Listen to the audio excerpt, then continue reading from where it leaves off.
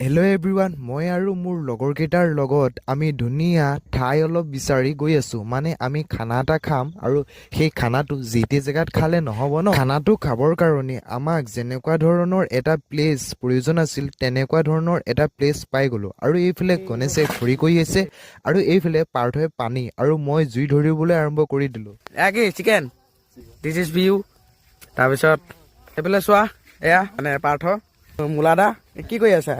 তাইতো মই hi guys. কমলা খাই লওঁ নে কি কোৱা? কমলা এই বিশ্ব নামৰ লগৰটোৱে তাৰ ফালৰ পৰা আমালৈ লৈ আনিছে। আৰু এইফালে আমাৰ মাধুৰ্য, ইয়াক আমি মৰমতে মূলা বুলি মাতোঁ। বাৰু বাদ দিয়া, আমি এতিয়া ভাতটো খাই লওঁ।